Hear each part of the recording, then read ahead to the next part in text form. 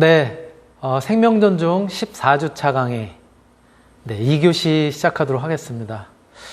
이번 2교시 강의가 이제 우리 생명존중, 우리, 강의로서는 이제 마지막 강의네요.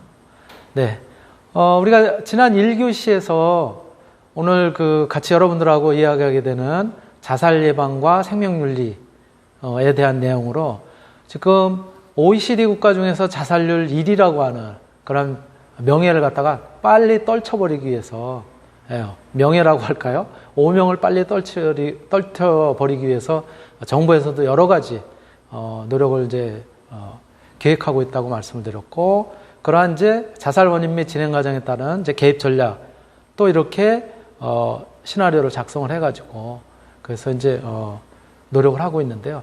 사실 이러한 과정에 아까도 말씀드렸던 것처럼 자살률을 낮추기 위한 그런 이제 노력으로서 가장 중요한 거는 주변에 있는 사람들, 동료가 되든 같은 구성원이 되든 또는 가족이 되든 이런 사람들의 주의 깊은 관찰, 그리고 응원, 또 공감하는 이런 것들이 더 중요할 수 있어요.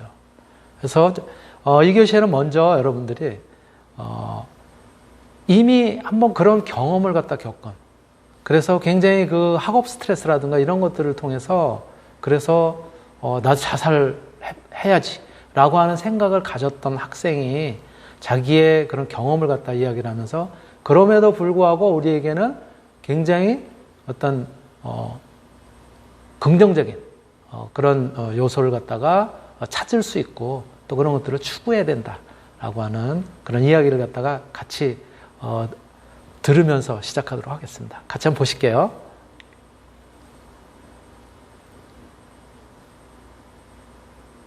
안녕하세요. 세바시 청소년스쿨 3기 우지원입니다. 반갑습니다.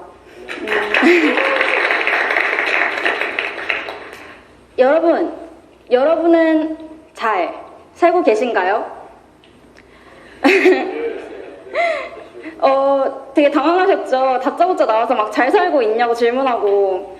여러분, 잘 산다는 게 뭘까요? 돈이 많다는 거? 아니면 뭐 얼굴이 예뻐서 인기가 많다는 거? 그럼 다시 한번 질문을 드리겠습니다. 여러분은 일말의 후회도, 외로움도, 뭔가 우울감도 없이 행복하게 잘 살고 계신가요? 저는 솔직히 당당하게 이 질문에 예스라고 대답할 수 없어요. 왜냐하면 불과 3개월 전에 저는 자살을 시도했어요. 먼저 제 자랑을 조금 해도 될까요? 네, 저는 중학교 때 우리 학교에 보배라는 소리까지 들어가면서 뭐 1등, 우등생, 뭐 금상 이런 수식어가 따라 붙는 그런 엄친딸이었어요. 그렇게 당당하게 과학고에까지 합격을 했어요. 근데 그렇게 입학해서 본 시험 결과 제가 몇 등을 했을 것 같나요? 네, 되게 고마운 말씀이신데 여기 엄마가 오셨거든요, 저희 엄마가. 근데 아마 제 성적표를 한 번도 안 보여드려서 모르실 거예요. 네, 보고 충격받지 않으시면 좋겠고, 저는 총 83명 중에 82등을 했습니다.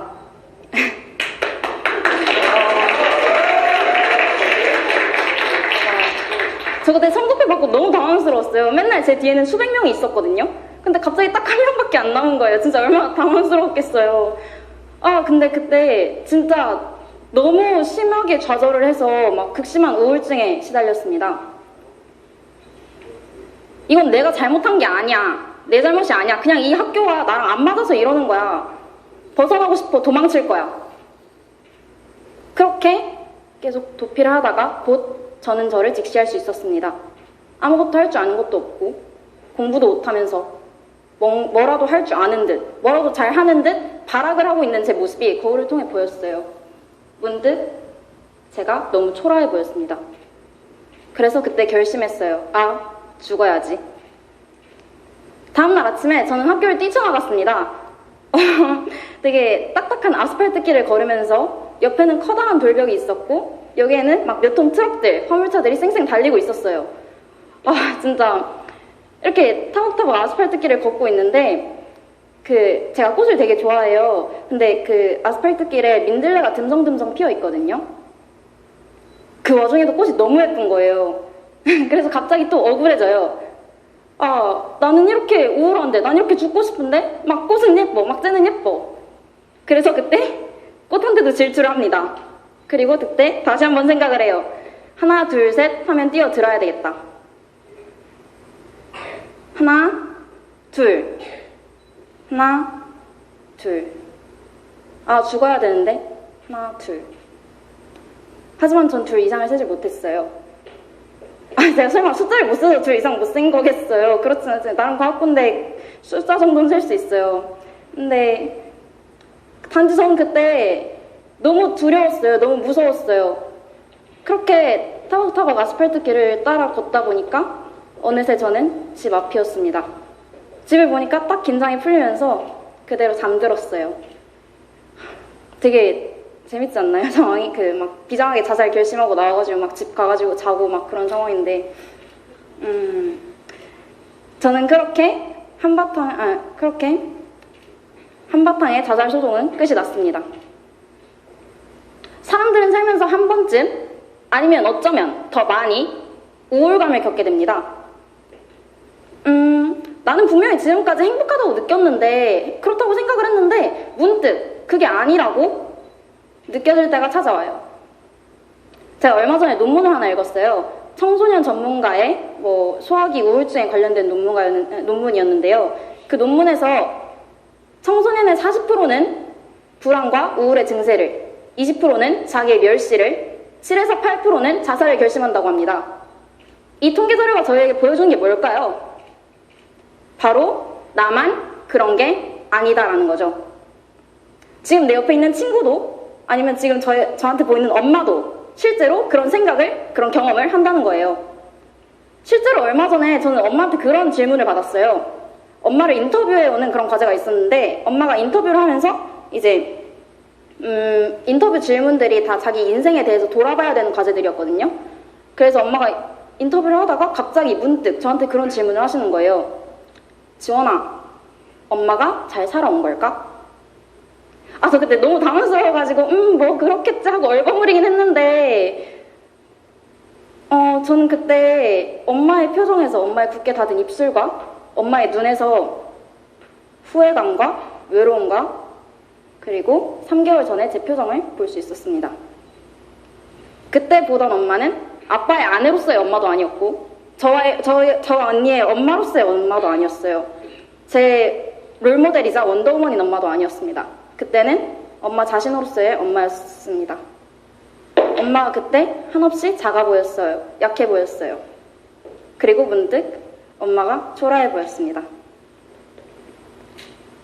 이런 초라함의 이유에는 여러 가지 것들이 있을 거예요. 나를 제외한 주변 사람들은 막 다 잘 나가서 부럽다든지, 아니면 현재의 내 모습이 과거의 나의 희망과는 달라서 서럽다든지, 주변 사람들의 기대에 부응하지 못할 것 같아 두렵다든지, 그런 많은 감정들을 느끼게 됩니다. 저는 자살을 시도하고 일주일 동안의 휴식기를 가졌어요. 학원, 과외, 취미활동, 올스탑하고 저만의 시간을 가졌습니다. 평소에 가지지 못했던 꿀같은 휴식 시간을 가지고 너무나도 좋아하는 꽃을 보러 다니고, 동물한테 먹이를 주러 다니기도 하고, 그런 일주일간의 휴식기를 가지면서 이제 저만의 소소한 장점들을 써내려가기 시작해요. 이를테면 그런 거 있잖아요. 반찬 한 가지만 있어도 밥을 한 달 동안 꾸준히 먹을 수 있다. 이런 되게 유쾌하지만 사소한 장점들 있죠. 근데 그런 걸 차례 써내려가다 보니까 딱 깨달은 게 있었어요. 내가 생각보다 꽤나 쓸모있는 사람이었구나. 저는 그렇게 일주일간의 휴식기를 가지고 극복을 해내게 됩니다.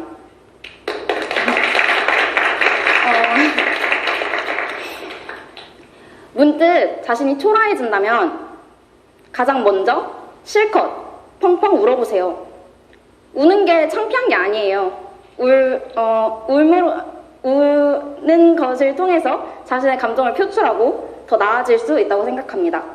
그 다음으로는 자신만의 사소한 장점들, 사소하고 유쾌한 장점들을 써내려가 보세요. 되게 사소한 거 있잖아요. 누구나 하나쯤 가지고 있을 법한 거예요.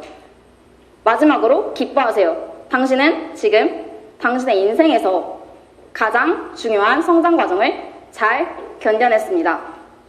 그 시기 동안 여러분은 많은 생각을 하게 될 거예요. 좌절감과 우울감에 빠지기도 할 거고 행복함을 느끼기도 할 거예요. 그 시기가 끝나면은 여러분은 여러분을 더 사랑할 수 있을 거예요. 그리고 그때 깨달을 겁니다.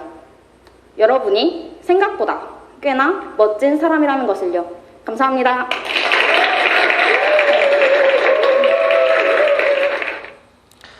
네, 어떻게 보셨습니까? 네, 지금 이 학생이 이야기한 것처럼 사실 이러한 사회적 환경, 또 우리가 처해 있는 환경, 학업에 대한 스트레스, 생활에 대한 어떤 괴로움, 이 모든 고통이라 그럴까? 자신이 느끼는 그런 감정들은 나 혼자만 느끼는 것이 아니라는 것이죠. 우리 모두가 그런 생각을 갖다 하고 있다는 거예요. 그런데 아까도 이야기한 것처럼 그럼에도 불구하고 자살을 감행하는 사람들은 어느 순간에 그거를 혼자서 모든 것을 갖다가 해결하려고 그렇게 이제 감행을 한다는 것이죠. 그래서 아주 사소한 그런 것들이 될지라도 이 사람들에게 공감할 수 있는 그런 부분들을 갖다가 뭔가 알려줘야 된다는 거예요. 그래서 이렇게 사실은 마포대교에 가면은 여러 가지 자살 예방 문구가 거기에 써 있어요. 이렇게 난간에. 그리고 예전에는 쉽게 뛰어내릴 수 있었던 것을 지금은 이제 많이 보완을 하고 그랬는데요. 예전에는 문구가 어떻게 써 있었냐면 문구가 그러니까 뭐라 그럴까 코믹한 문구 이런 것들을 갖다 통해서 뭔가 관심을 돌리려고 하는 그런 것들도 있었어요. 이를테면 실은 사랑합니다. 바늘을 이라든가 뭐 진짜 뭐 우리가 뭐 넌센스로 이야기하는 그런 것 같은 이제 표현을 갖다가 이제 했었는데 지금은 그 표현들이 바뀌었다는 거예요. 공감을 하고 나도 너의 그런 힘든 마음을 이해할 수 있어라든가 여기 표현된 것처럼 괜찮은 사람이야. 아직 너 이렇게 죽을 만큼 그렇게 이상한 사람이 아니야. 라든가 많이 힘들었구나. 라고 이렇게 공감하는 그런 문구로 이제 많이 바뀌었다는 거예요. 그럼으로써 혼자만이 느끼고 있는 그런 고통이 아니고 우리 모두가 너를 갖다 이해하고 응원할 준비가 되어 있다. 그런 형태로 바뀌었다는 거예요. 그래서 이러한 문구들이 예전에 보다는 좀 더 감성적이고 그렇게 돼서 조금 더 바뀔 수 있었다고 그렇게 이야기합니다. 또 다른 사례 한번 볼까요? 일본의 바닷가에 있는 팻말이에요. 요거는 코믹하다 그럴까? 미처 생각하지 못했었던 그런 내용을 갖다 적은 팻말인데 한번 보실게요. 요렇게 쓰여 있습니다. 제가 일본어를 갖다가 잠깐 제가 번역을 해야 된다면 이슨 맞대 그랬어요. 이슨이라는 것은 잠깐만. 맞대는 조토마떼 구다사이 할 때 그 기다려예요. 잠깐만 기다려라. 그리고 하드 디스크와 게시타노까 하드 디스크. 컴퓨터 하드 디스크 혹시 지웠니? 라고 하는 그런 이제 팻말이 쓰여 있어요. 이거 왜 이런 걸 써놨을까요? 자살자가 굉장히 많았었던 일본의 어느 바닷가에 절벽에 세워져 있었던 거예요. 아주 단순해요. 잠깐만 기다려. 혹시 너 하드디스크 지웠니? 그러니까 저 문구를 보고 생각을 한 거예요. 내가 하드디스크가 뭐가 있지? 혹시 창피한 또는 뭐 이런 것들을 있지 않았나? 그거 내가 지워야 되는 건데 안 지우지 않았나? 라고 하는 생각을 갖다가 하면서 그거라도 빨리 지워야지. 아이 창피해. 라고 이 순간에 그런 어떤 생각을 갖다가 돌려서 그래서 집에 가서 하드디스크를 지우고 하고 그러는 사이에 자살이라고 하는 그런 생각을 갖다가 잊어버리게 그렇게 만든 이제 그런 문구로 많은 사람들이 그럴 수 있구나 라고 공감했었다고 하는 그런 이제 내용이고요. 또 하나는 사실은 우리가 자살을 하면 모든 고통이 잊혀지고 그럴 거라고 생각을 하잖아요. 과연 그럴까요? 그런 고통을 잊기 위해서 이제 자살을 갖다 한다고 생각을 하는데 과연 잊혀질까요? 그렇지 않다는 거예요. 잠자듯 편안한 죽음? 그건 다 거짓말이다. 실제로 인터뷰를 했었던 사람들이야. 자살 시도했었던 사람들이 말하는 자살. 지금도 후유증이 있다. 이제는 자살할 생각이 들지 않는다. 나 같은 행동을 제발 하지 않게 바란다. 예. 병원에서 눈 떠보니 굉장히 고통스러웠다. 평화롭게 잠자듯 끝날 줄 알았는데 그게 아니더라. 생각보다 자살하는 건 쉽지 않다. 고통 없이 죽는다고 많은 사람들이 그렇게 이야기하지만 정말 힘들었다. 예.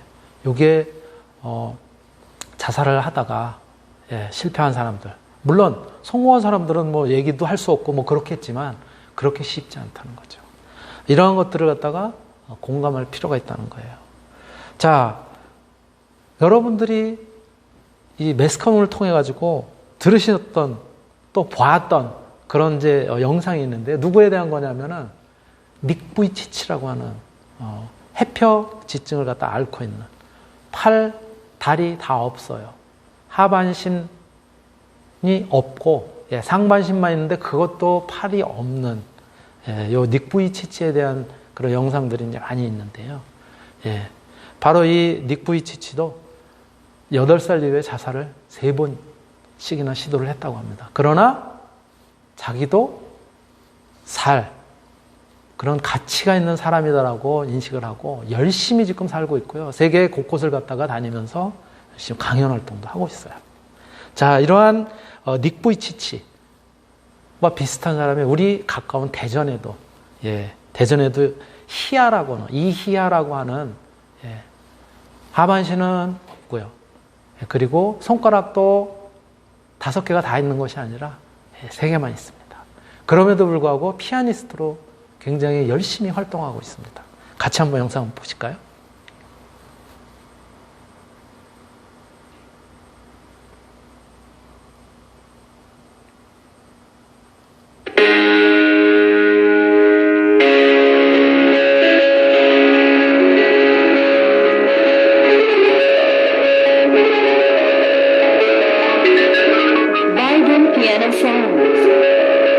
When watching Hia playing the piano, it is hard to believe she can play even though we can see it. How does she play the piano?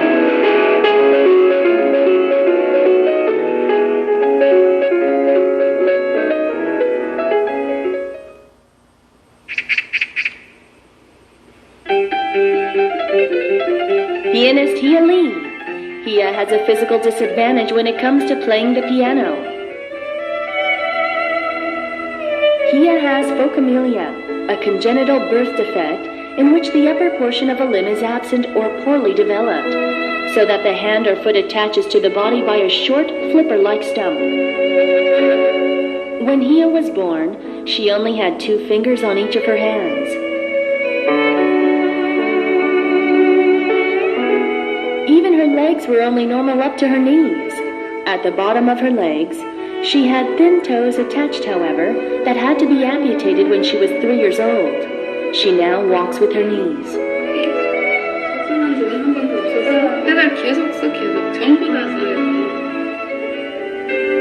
Despite all this, Hia grew up a beautiful and bright child. Everyone said it was impossible, but Hia plays the piano with 4 fingers.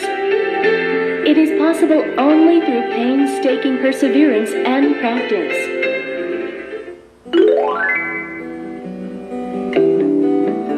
Levels of dedication and practice that we cannot even conceive.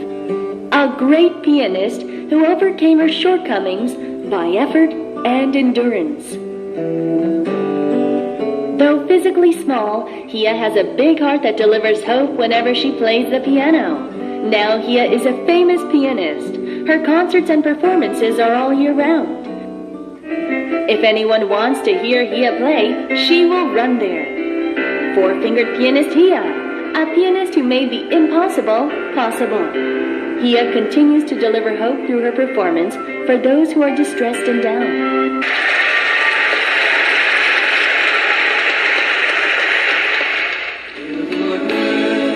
Unseen fingers. Hia does not only possess 4 fingers, she has much more than 6 fingers, filling in for her while she plays the piano. She is the most brilliant pianist in the world. The fingers that cannot be seen are used through Hia to deliver hope and courage to all people around the world who are struggling and alone. We believe that through every single note, there will be life flowing from those notes, and that breath of life will be delivered to those who are dying and lost. We hope that Hia's music will bring hope and brightness to all.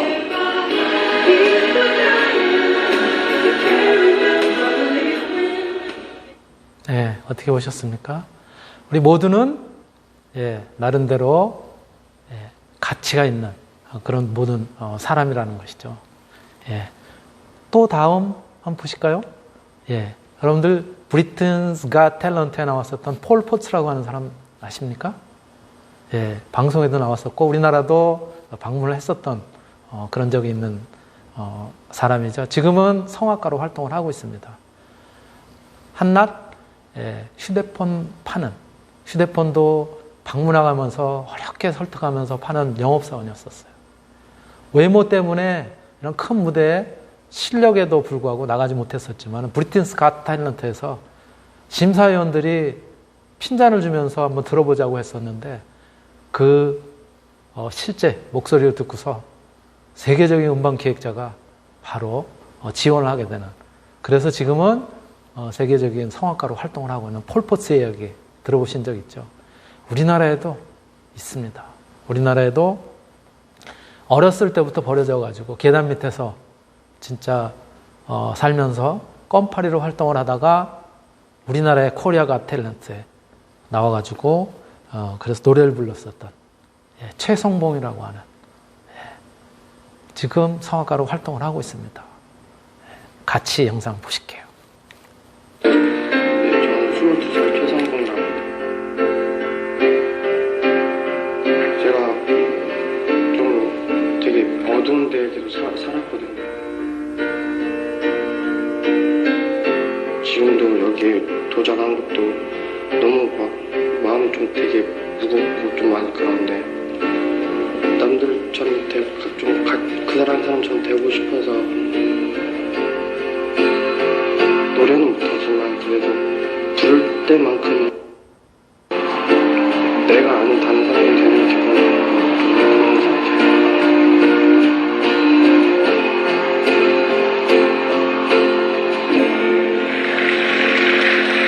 안녕하세요. 네, 안녕하세요. 22살 최선봉이라고 합니다. 풍님의 외모로 봐서는 지금 무슨 일을 하고 계신지 가늠을 할 수가 없어요. 네, 그냥 막노동하고 있습니다. 새벽에 네. 여기 지원사를 보니까 최성봉 씨 가족상에 아무도 기재가 되어 있질 않아요. 제가 3살 때 고아원에 이렇게 맡겨졌는데요. 5살 때 고아원에서 구타를 맞아가지고 도망쳐 나왔어요. 그러고서는 그럼 어떻게 사셨습니까? 고아원에서 나오셨으면? 5살 때부터 그냥 껌 같은 거 팔면서 바카스나 이런 거 팔면서 그냥 뭐 그렇게 생활을 했고요. 10년 정도. 누군가와 같이 생활을 했나요? 아니요, 혼자. 혼자 5살 때부터. 네. 거의 한 10년 동안 그렇게 살았어요. 자는 곳은 그냥 계단이나 뭐 이렇게 화장실, 공동 화장실이나 이런 데서 10년 동안 거기서 이렇게 뭐 하루살이처럼. 공부는 하셨나요? 학교는 다니셨나요? 아니요, 저 초등학교, 중학교 검정고시 맞고요. 학교는 고등학교를 학교를 한 곳을 처음 가봤어요. 대단하시네요. 대단하십니다. 네. 오늘 노래를 보여주실 건가요? 네. 평소에 노래를 즐겨 부르셨나요? 그냥 즐겨 부른다기보다는 하루살이처럼 계속 살았다가 처음으로 좋아했던 게 음악이어서 많이 부르진 못해도 되게 좋게 봐요. 좋아해요. 네. 노래 들어볼게요.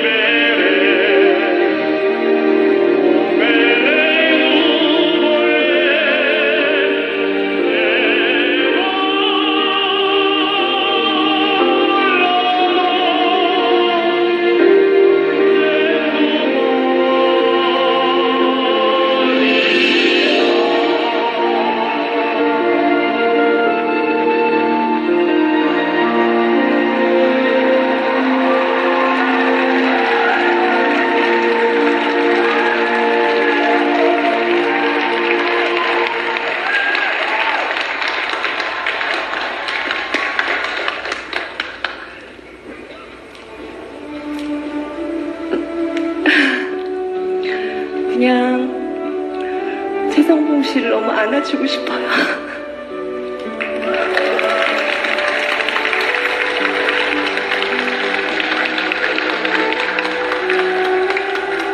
왜 노래하고 싶어요? 제가 어릴 때 좀 많은 사건들이 되게 많았어요. 그러니까 막 어디 팔려가기도 하고 좀 나이트에서 껌 팔면서 이렇게 어떤 사람이 성악하는 걸 봤어요. 근데 나이트는 되게 신나는 노래만 하는데 거기서 나 진지하게 하는 모습에 그 매료가 돼서 그때부터 좋아했어요. 그래서 성악 쪽으로 가고 싶은 거예요? 네. 네. 알겠습니다. 분명히 악기는 그 어딘가 안에 있는 것 같아요. 제대로 배우신 적은 없으시죠? 혼자 그냥 돌아다니면서 이렇게 마스터 클래스 같은 거 있으면 그냥 가가지고 그냥 듣고 공부하고 그냥 혼자 하고 그랬어요. 네. 여기서 뭐 어떻게 되든 간에 꼭 레슨이 계속 될 수 있도록 어떻게 해드리고 싶네요. 네, 잘 들었습니다. 예, 관객 반응 보셨으면은 얼마나 훌륭한 무대를 만드셨는지 아실 거예요. 잘 하셨습니다.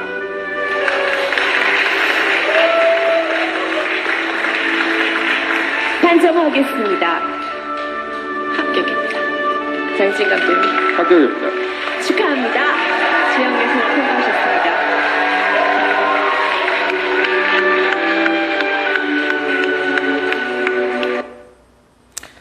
예, 저도 이 영상 볼 때마다 울컥하는데요.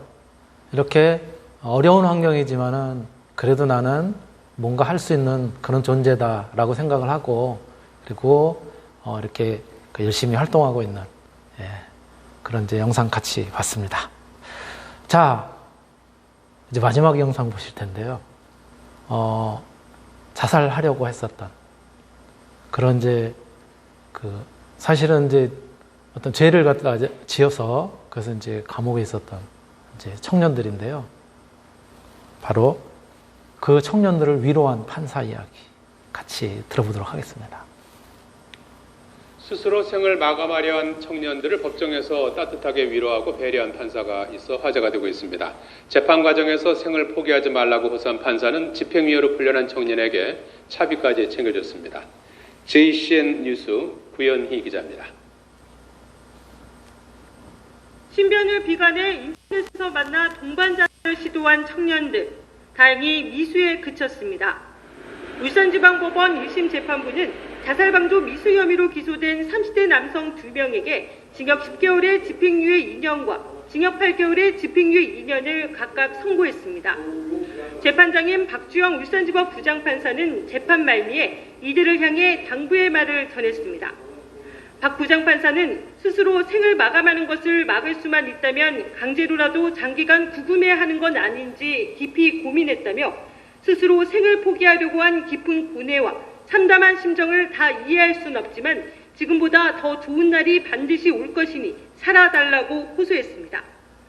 또 우주가 도서관이라면 우리 모두는 한 권의 책으로 한 번 시작된 이야기가 허망하게 도중에 끝나서는 안 된다며 앞으로 이들이 써내려갈 다음 이야기를 우리 모두가 궁금해한다는 걸 잊지 말아달라고 말했습니다.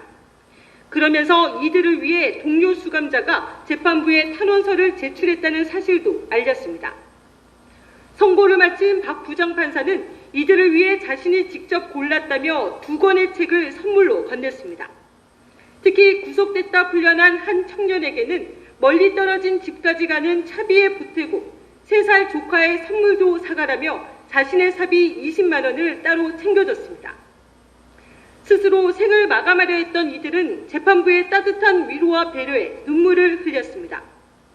재판부는 세상에서 고립돼 쓸쓸히 생을 마감하는 사람들이 도처에 있는 한 우리는 결코 잘 살고 있다고 말할 수 없다며 눈길을 주고 귀 기울여 얘기를 들어주는 것이 누군가를 살게 한다고 강조했습니다. 박 부장판사는 판사 생활을 하면서 피고인에게 돈을 건넨 것은 처음이라며 어떻게든 이들에게 삶의 의욕을 불어넣어 살게 하고 싶었다고 말했습니다. JCN 뉴스 구현입니다.